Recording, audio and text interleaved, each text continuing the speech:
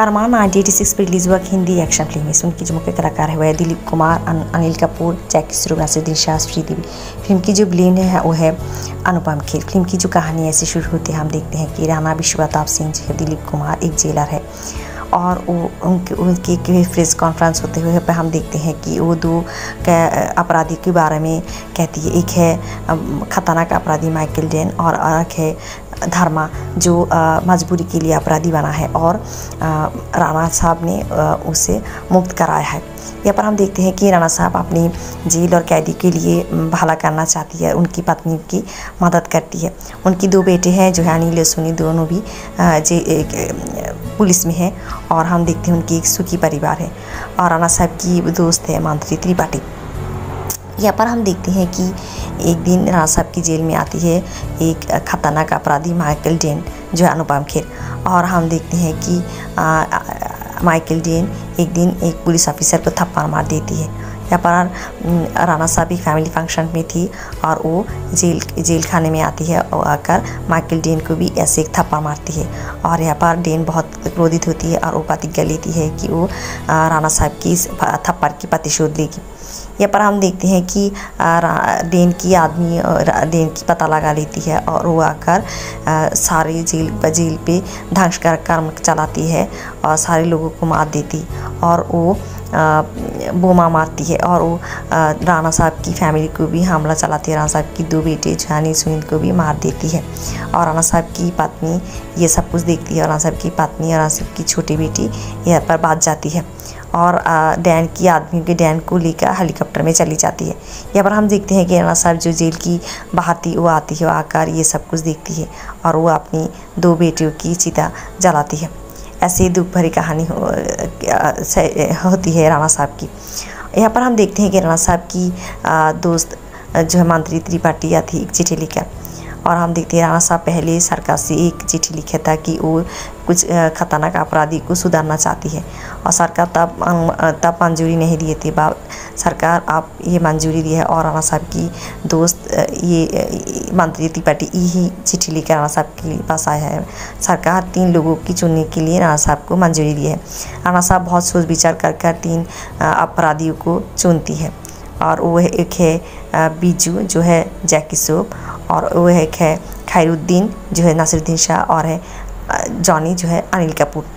इन तीनों को ले आकर राणा साहब अपनी पत्नी से विदाई लेकर अपनी मिशन पे जाती है और वो है माइकल डेन के विरुद्ध उनकी ये मिशन। यहाँ पर हम देखते हैं कि राणा साहब जाती है एक गांव में जहाँ रहती है धर्मा, जिसके बारे में हम पहले भी बता चुके हैं। वह धर्मा की हट रहती है और इस गांव की पास से एक बहुत बड़ी जंगल है और जंगल की उधर ही है डेन की अपराध कर्म की साम्राज्य। यहाँ पर हम देखते हैं कि राणा साहब इन तीनों को ट्रेनिंग देती है और यहाँ पर जॉनी और बीजू एक बार भाग जाना चाहती है। राणा साहब उन दोनों को पकड़ लेती है।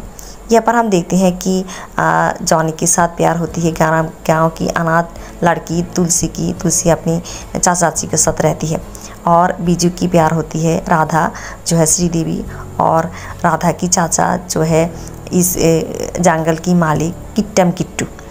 यहाँ पर हम देखते हैं किट्टम किट्टू जंगल की मालिक माइकल डेन के साथ काम करती है।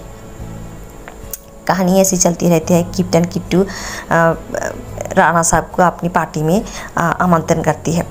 यहाँ पर हम देखते हैं कि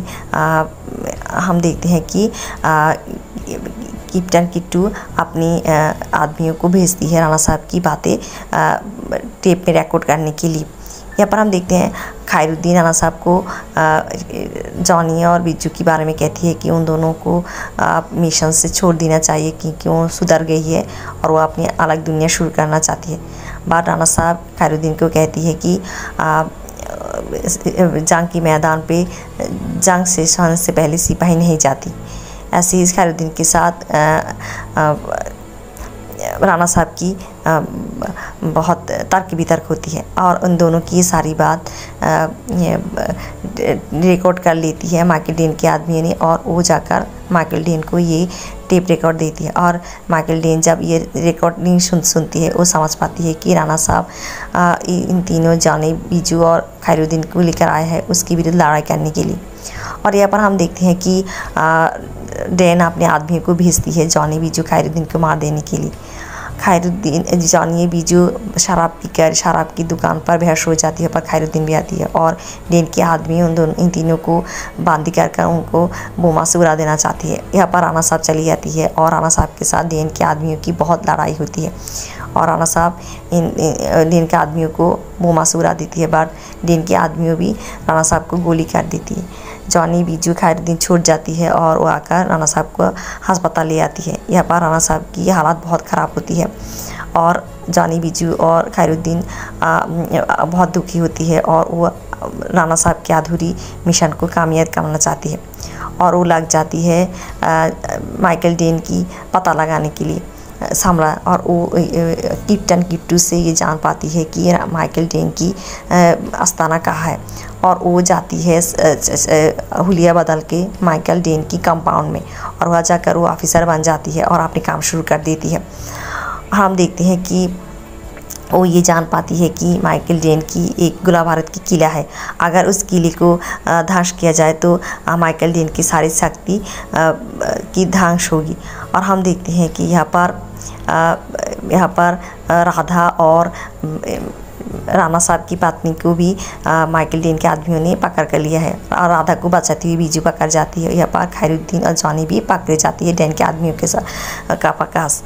और हम देखते हैं कि राणा साहब भी धर्मा को लेकर आती है डैन की कंपाउंड में। वो आकर डैन की कंपाउंड में चुपके से झुक जाती है और यहाँ पर हम देखते हैं कि जॉनी बीजू खैरुद्दीन भी छूट जाती है। वो जाकर डैन की जो गोला बारूद की किले है उस किले को खैरुद्दीन जाकर उड़ा देती है और हम देखते हैं कि जॉनी बीजू लग जाती है डैन की साम्राज्य को ध्वंस करने के लिए।